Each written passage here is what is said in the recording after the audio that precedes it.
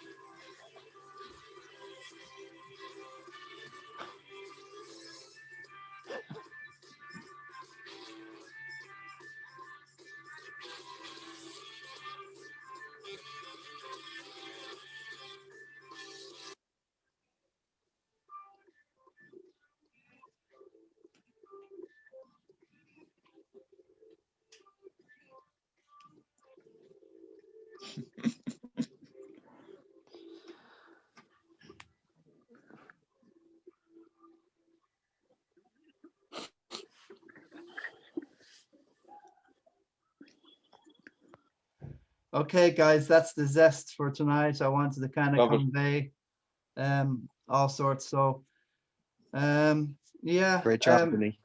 To be honest with you, we're 9 games into this season, and I'm beginning to get a team where I'm planning, plotting a future ahead. Like I say, we all start off as a 3 trump at game week 1 with our first picks. And then we all end up in this branch. Like William is on this Chelsea branch.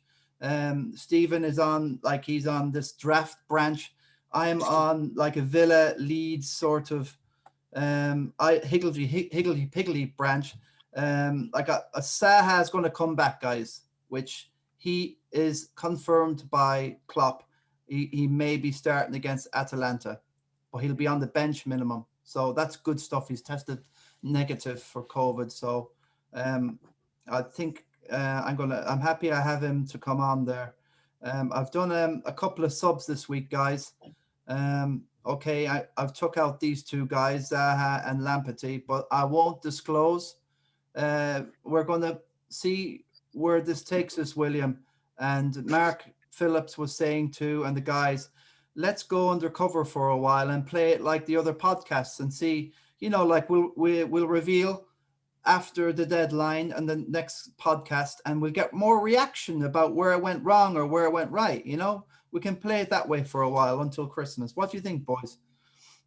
Yeah, I like the idea, Vin. Yeah. Yeah, it's very good. Yeah, I don't like how Joey Neenan followed me with Aaron Cresswell from West Ham. Like, he definitely fucking listened to that episode. You don't just pick Aaron Cresswell out of your arse, like. And also Zaha. He took Zaha off me, but I think that was a booby trap. And also Cancelaro, I recommended him a little bit extra. But I was going to get Cancelaro in, guys. But who's Cancelaro? When I had a look at Castagna here, it was a possibility he could start against Liverpool. So I stuck with it, and so I've kept 2 transfers to roll over. And after seeing Cancelaro against Spurs, I'm not sure about my strategy or any of the City strategies, guys. Yeah, Cancelo is it you mean? The City fullback? Cancelo, yeah. Oh yeah. I fancy him to do really well over the next 3 game weeks. Yeah. Me too. 2 until United will, yeah. Stop, yeah. 3 or 4, nothing to City. I know, but City are really disappointing, aren't they? I mean, what's going on there? It seems like they're just you're waiting for them to eventually come good, and they keep struggling, and they've paid big money for defenders, and they don't look solid. And I think, is Aguero going to be the man to come back in and sort it all out, or is he going to come back and bang goals like he used to, or could he get injured straight away again? I think City are really missing David Silva. They're not the same without him. Since he's gone, since he left, David Silva. Yeah, they need someone to make a tick in the middle. Well, Foden playing Vincent well, but like it's Company just not is the same. another loss. You know, Vincent Company, David Silva, and Ferdinandinho. Well, yeah, Fernandinho, yeah, because if Fernandinho was in the team, De Bruyne would be higher up. Like De Bruyne is playing very deep. Like it's awful hard to get by KDB at the minute because he's playing so deep and he's trying to do so much. He's fighting fires, in fairness, really. Mm-hmm. And they're shaky at the back. You can't rely on them at the back, like.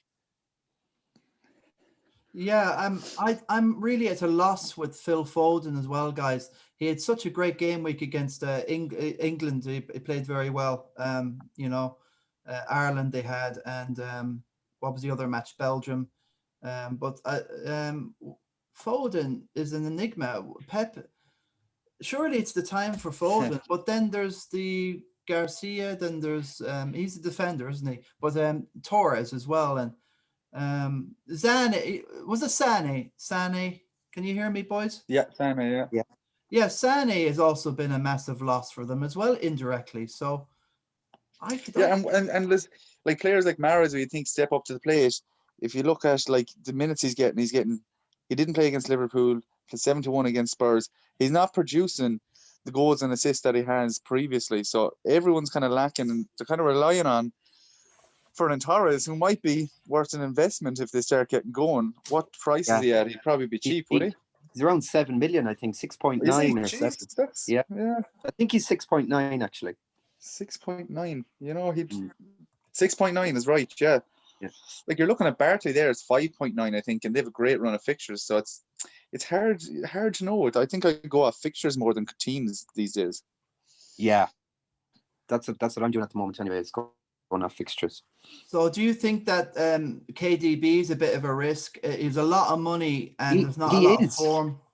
Yeah, well, I tell you where I'm at with KDB is I really wanted to have him in for this week coming. Now, I haven't brought him in. Now, if I'm to get him in, if he bangs against Burnley, which he probably will, my hand will be forced to get him in. But if I get him in, I have to get rid of Mane.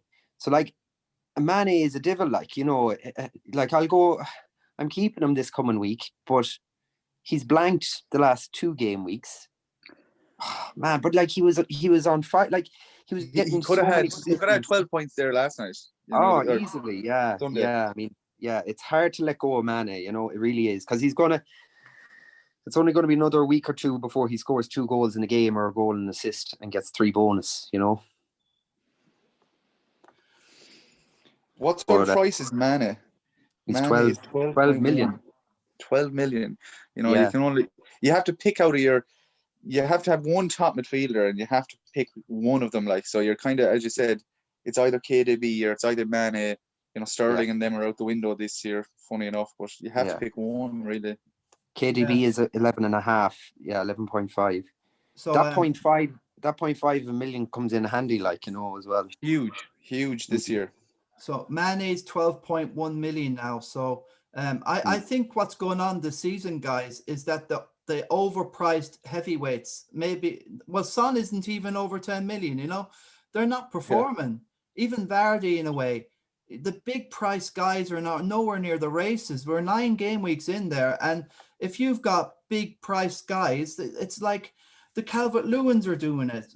Werner's not even 10 million.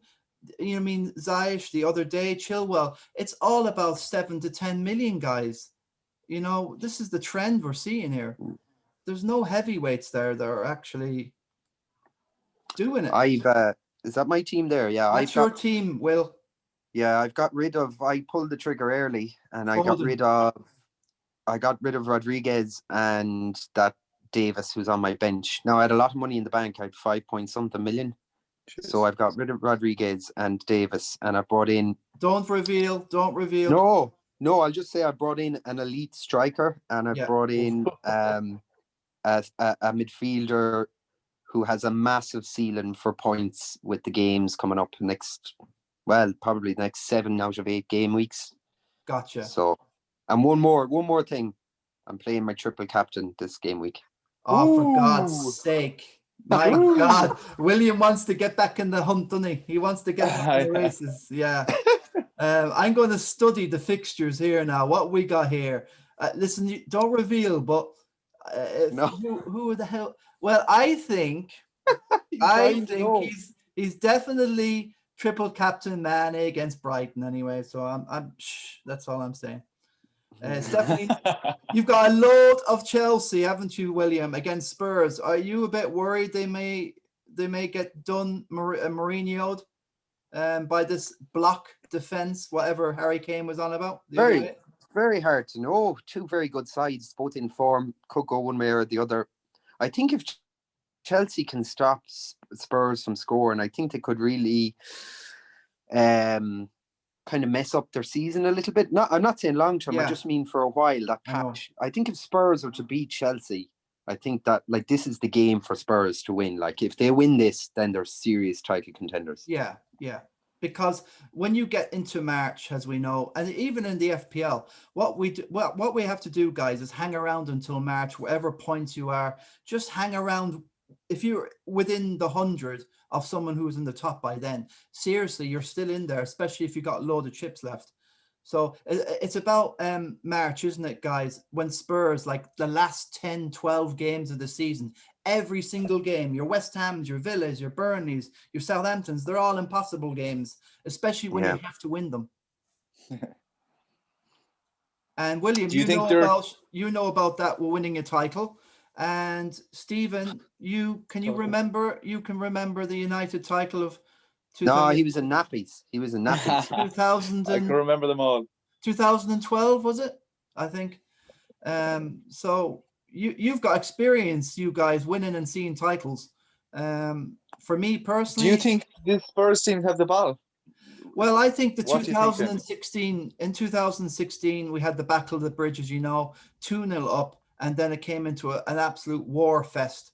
As Spurs just when you say they lost their heads, they lost it because they will do Chelsea, but they took their eye off the ball with the football. They just had to play smart and clever, and I think that's what Mourinho can add. And I think the likes of Bale, Kane, Son have bought into, and especially Hallberg as well.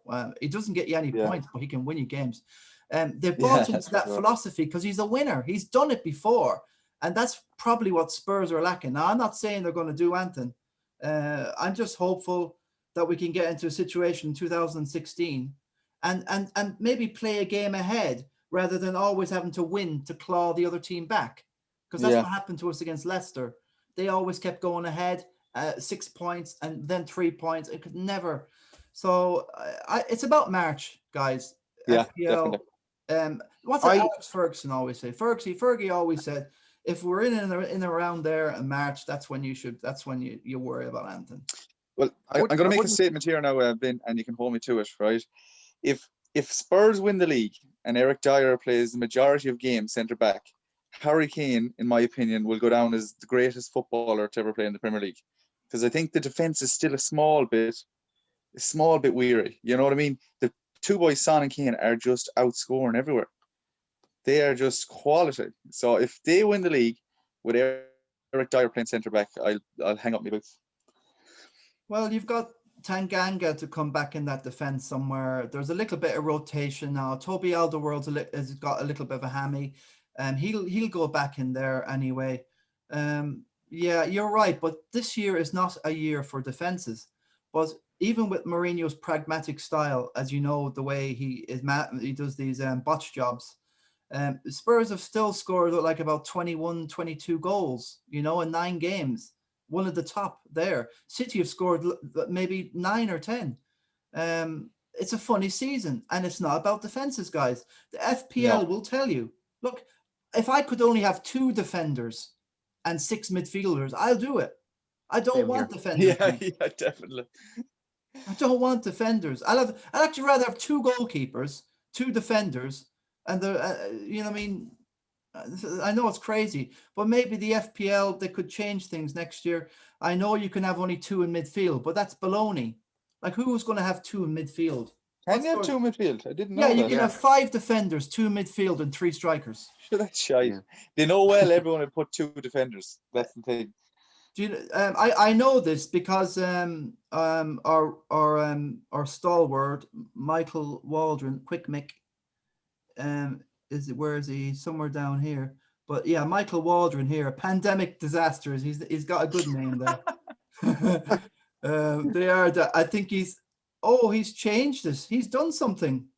Well, he had two midfielders and all mid. Like he's the defender, isn't he? So he had 5 defenders there. So he's done something. So Maybe the he's got subs came in. 71 points. He's done okay there. He's gone Lewin. Yeah, yeah, okay. We have to have a rule that you need to be in the top 10 before you can talk about your team, unless you're a top 10. Right. So, okay, I'm not quite in the top 10, but I'm not 14. We'll give you a pass, man, don't worry. Yeah, look, Sure, I'm way off. I'm only 13 points from Richie Crinningham, who I bet in the knot this week. I don't. I feel so sorry for Richie Crinningham, beloved United fan such as himself. I had Zaha and Jamie Ward-Prowse, and he had Zaha and Connor Cody going into yesterday night's games. And guess what? Both Richie's guys are out with COVID disasters. And I managed to sneak by him with Ward-Prowse getting 2 points. So it's a total. So going to the king of the Travellers in Ballyhaunis, as you can see, I just nipped Richie there. Yeah, you took out John Kelly. Are you taking much precedence to this? Not William. I don't follow King of the Travellers at all, to be honest, because I had such a bad start. So I'm just totally focused on trying to get up the table a wee bit. Yeah. And if I don't, like I'm going playing the triple captain. If I don't get a 30 to 40 point swing on the lads who are up near the top, and if I don't make it into, like, if I'm not at around 16th, 17th place this time next week, then I can forget about it. Then I'm totally gone. Though I won't stop playing, but my season's finished. I think you've got until definitely the next 9 games to inch back a bit of ground, even if it's 5 points, 10 points, 12 points. But I'm playing the triple captain, and I need, like, I have to get a good swing. Like, what happened, Vin? What did happen at the start? Who did you have, or what? Did you not pick the team? Or stop? I just disaster. I came in week 1 and he didn't fire, and I got frustrated, and I played my wild card too early, and it was just a mess. I just made a mess of it all, It can happen early, all right. Well, you're 40 points behind me, so you probably want to maybe get something out of that chip and get. You see where I'm at. I still have a lot of hope because I've got an awful lot of differentials in my team. Like, everyone's team is very template. Like, you have Son or Kane, and you have like, everyone has DCL, everyone has Ziyech now, nearly, I'd say at this stage. Anyone kind of high up has Ziyech. Everyone has Chilwell. It's very template. Bruno is template. Like, everyone has them. Yeah. So maybe that's why we're up the top. Well, I know, but what I'm saying, Stevie, is it won't. Yeah, I know, but it's not. How do you claw? There's no point. I know if you copy everyone else, you're not going to get anywhere near, because you're going to be doing the same thing.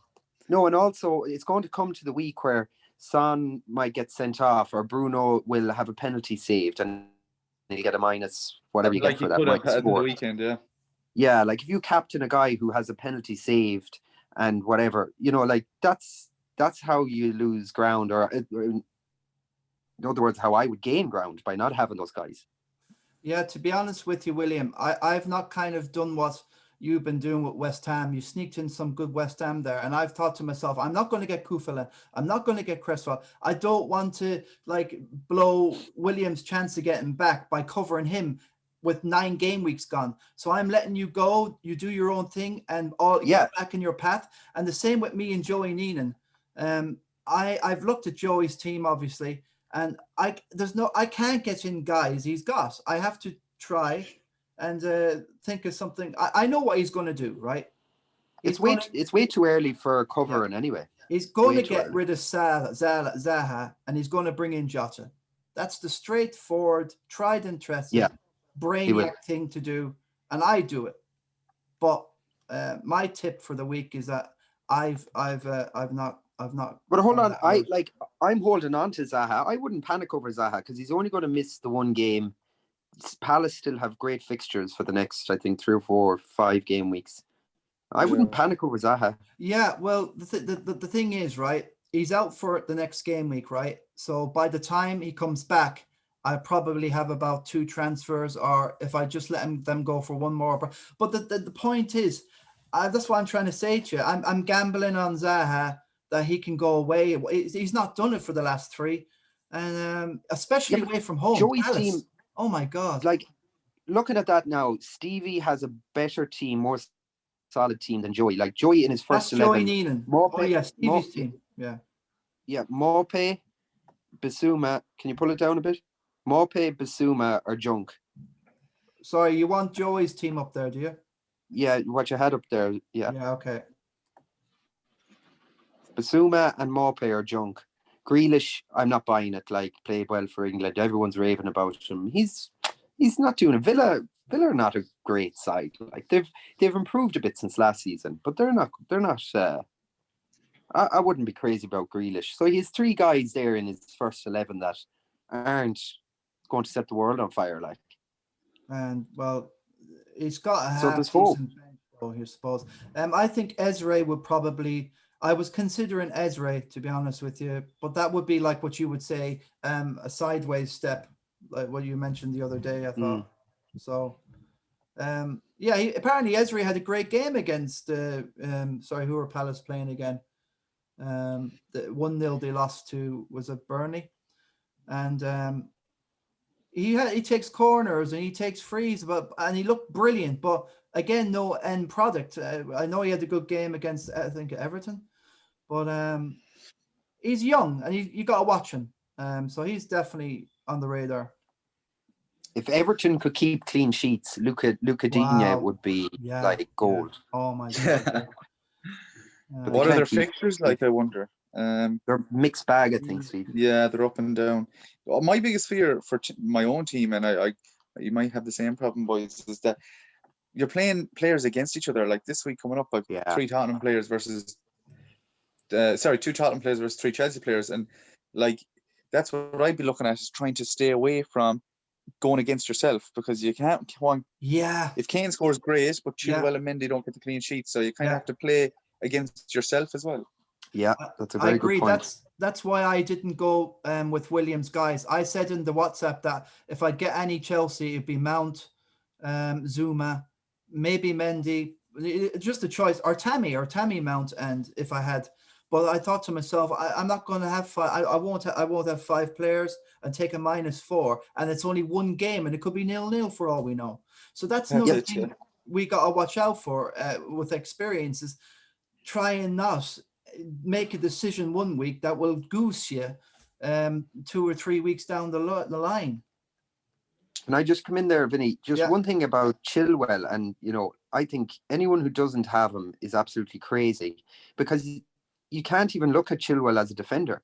Like he's a left wing back who's been told to stand on the post for corners, for when Chelsea get corners, to score at the back post. And Zuma as well. Zuma, I think I go for Zuma. Center half. But he's scoring goals, bro. He's scoring goals. I know, but Chilwell is an assister as well. Yeah. He's got a bit of everything. Yeah, he's playing well high up the pitch. Yeah. His ceiling is much higher for points. Like Chilwell will be the highest scoring defender of the league this season, without doubt. And if Milner was a defender, he'd actually be a great buy, but he's a midfielder now because he'd be playing a lot, penalties, corners, the whole lot. So positioning is huge.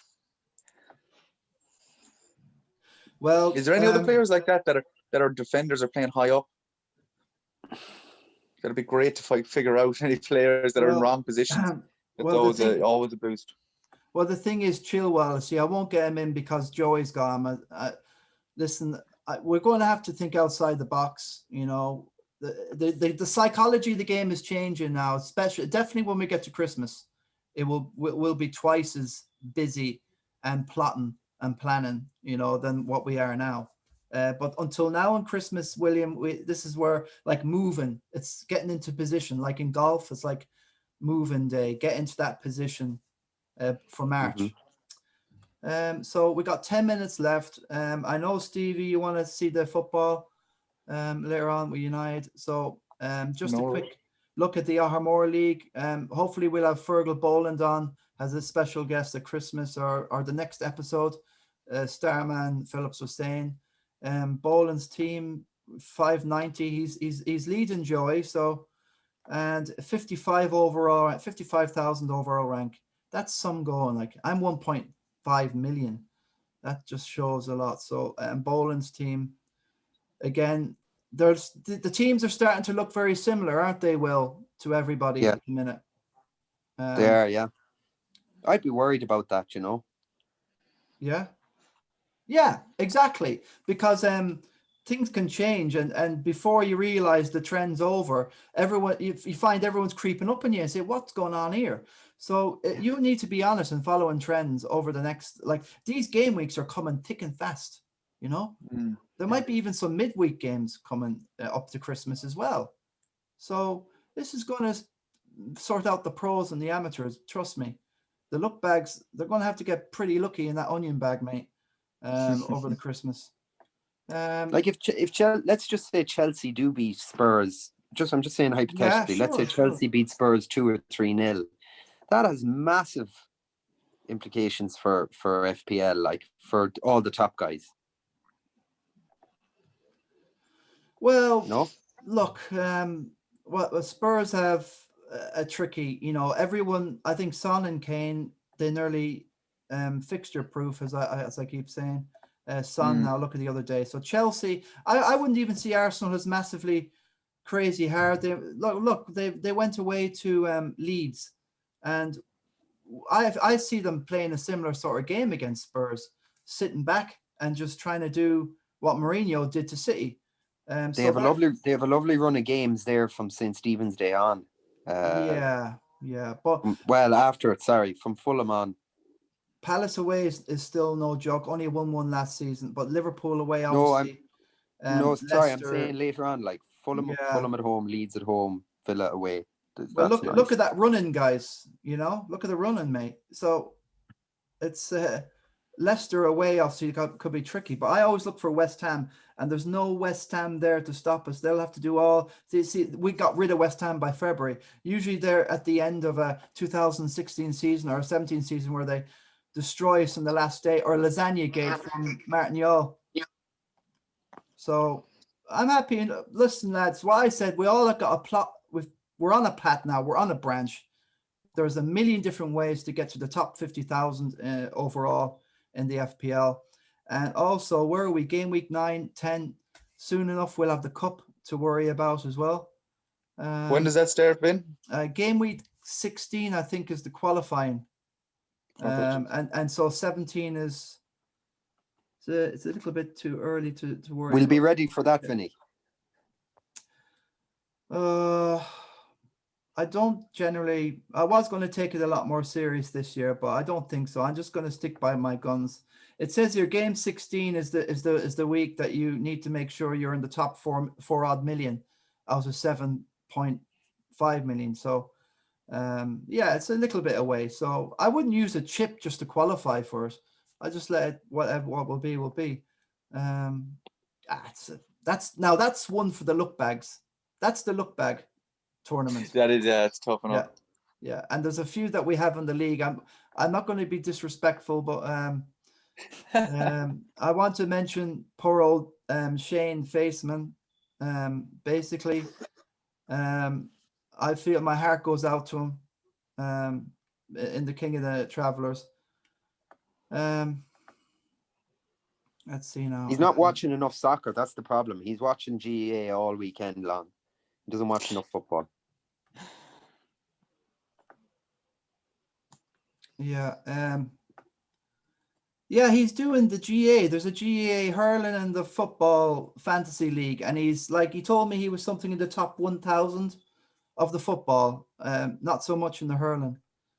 So, Shane here was saying Shane Healy here. He's been done by Jerry Freely. And guess what Jerry did this week? He played his wild card and absolutely stuffed Shane. And Shane's getting done all over the place. You know, he's not getting any luck. You know, he's running into a tsunami every week. So anyway, in the NOS, basically, I've heard Morgan Lyons is going for it this year. He's not so worried about the overall. There's a lot there, top 18 that you can't really, you know. Let's get to Christmas and see where we are there. Christy Kilcourt's flying there. What's Christy done? How's he getting on? He played the wild card. Yeah, 71. He played his wild card as well. 71's not a bad return for him. He was worried a little bit. He was worried about Bamford the other night. Geez, how many chances did he miss against Arsenal? Like I would have. That's the thing. He could have had another 12-point game there. Twice, I think, was it? Yes, and he was denied a goal for offside against Crystal Palace. He's the chances. He's the most unluckiest striker I've ever known. He's getting done by VAR every game. Anyway, that's just because I have him. It's a little bit of a moan, but William and Christy are adamant they will not touch Bammers. No. You think he's a look bag, really, in a way, don't you? I agree with you boys there, to be honest. Yeah. There's a reason why he's 5.5 million or whatever he is, 5.7 now. Or is that what he is? Jesus. Yeah. I agree with you. I think he's unlucky, but he's also one of the luckiest strikers to have got this many points so far already. Yeah. He doesn't even sound like a striker, Patrick Bamford. He doesn't sound like it. Well, what was he? He was 5.5 at the beginning. Now he's 6.1. So look, he's got some really good numbers. And they're quite consistent, you know, like a little lull. I'm backing him. He's not leaving my squad until the last day. You know, he's just so much value. And I know if he does anything, Christy Snow is goosed. I'm